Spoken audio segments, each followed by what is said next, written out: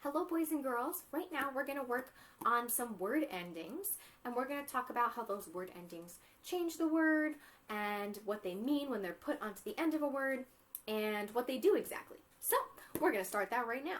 So the word endings we are looking at today are ER and EST. Let's underline those so we remember. ER, EST. So let me read you a few words. Loud. There's the ow sound. Loud, louder, loudest. Now you use these endings to compare words, to compare objects, really, to compare nouns. When you're talking about two, you use the ER end. So if you said, oh, his music is loud, but her music is louder, you're comparing her music to his music, and hers is louder. The volume is up higher. But if you're comparing three things, then you, or more, three or more, then you use the ending EST. So let's say his music is loud, her music is louder, my music is loudest. So you're comparing all three of the people's music. You're comparing all three, and you're saying that one is louder and one is the loudest, and one is just regular loud. Okay? So the ER is used, that ending is used when you're comparing two things. And the EST ending is used when you're comparing three or more. Does that make sense? So, let's look at some other words. I have a few other words, and these actually have some endings that make it a little bit tricky. Because, as you can see, for loud, we just added the ER and the EST. Nice and easy, okay? Some words are like that, where it's just nice and easy, just add ER, add EST. Some are a little bit trickier. So, let's start with this word. Can you sound it out? Cute. Cute. Remember, there's magic E here, so he's making you say its name. So, cute. All right, cute. So, you could say, oh, this dog is cute. Oh, but this hamster is cuter. Okay, so we're comparing the two things. So we have the ER ending. But wait, cute already has an E at the end. So we're not going to add a second E because that just wouldn't work right. So instead of adding a second E and making it like cutier or something like that, we just add an R to the end. Okay? So the way we would spell that word, we'd spell cute the same, and just add an R to the end. Just like that. So instead of adding another E, so then we have two E's, and then an R, we just put the R. It just makes it easier to read, and it just makes a little more sense. So when a word ends with an E, but you need to add the ER ending or the EST ending to it, then you just add the R or the ST. You don't worry about adding a second E because the E's already there for you. All right? So we said the dog is cute, the hamster's cuter, but the chipmunk is the cutest. The cutest. So now we're comparing three animals. So now we have to use the ending EST, right? Like we did with loudest. So same thing as before. We already have an E. We don't need to add a second E. We're just going to add an ST to the end.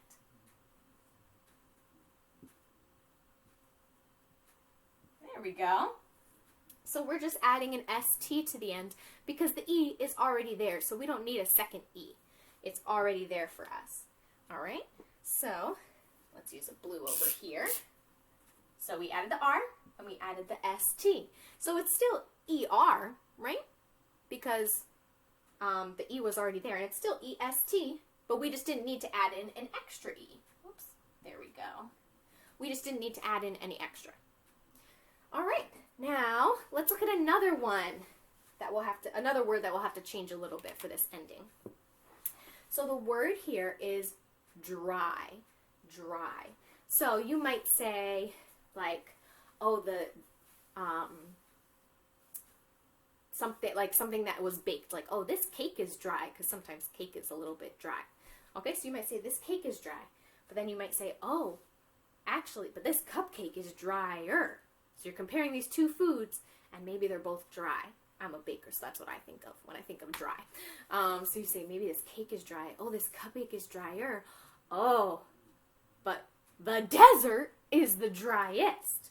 Now, that might not be a fair comparison because they're not really part of the same thing. They're a little different from each other, but it would still be true. You know, one thing would be dry, and then you compare it to another thing, and that other thing is drier. But then when you have that third one in there, then you have to do driest. Okay, but remember, when we add an ending to a word that ends with Y, we change the Y to an I, and then add the ending. Okay? So drier would be spelled D-R-I, because the Y becomes an I, E-R. Drier. We still have that ending, right? We still have that E-R ending. And then the bottom one would be driest. All right? So we do the same thing. Same thing. D-R, change the Y again to an I, and then E-S-T. All right? So we still have our endings, right? We got E-R and E-S-T, but we had to change the Y to an I. Okay? I know we went over this before at some point, so some of you may still remember it, but I think it's always good to review some things. All right, one more word. Let's look at big. Now, I'm sure that you have compared toys or maybe pieces of cake or things like that and saying, hey, that one's bigger, right? So let's say there are 3 balls, okay? So you could say, oh, this ball is big. All right, maybe it's a nice big ball. This blue ball is big, okay? But this red ball is bigger. It's bigger. Oh, and the green ball is the biggest. The biggest. Oh, you can't even see it. It's so big. Exactly. So we would do big, bigger, and biggest. Now, there's something special about this one too, though. Because if we just went B-I-G-E-R, it looks like, oh, this is magic E. And this should be saying I, so maybe it's biger. But no, that's not the word. The word is bigger. So, instead of just adding ER, we're going to add a second G. So then it doesn't look like it's magic E. Okay? So, let's add another G. So you have B-I-G-G-E-R.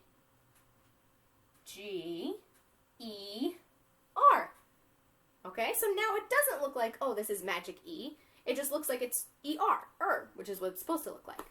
Then if you say biggest, you have to do the same thing, or else you'll have the same problem. All right, so B-I-G-G-E-S-T,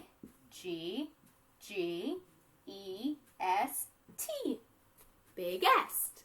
Okay, so that's how you would write some of these. Oh, got to underline here.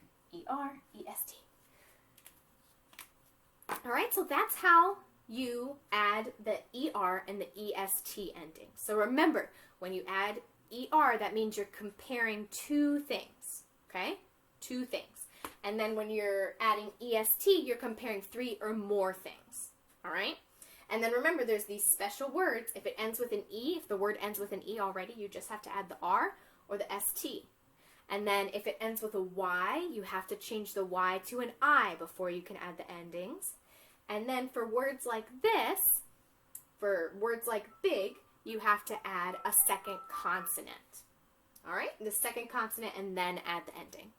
Okay? All right, boys and girls, that is it for today for inflectional endings. They're called inflectional endings because they change the word a little bit. All right, so you are going to go ahead and do a worksheet about this, and you're going to do awesome.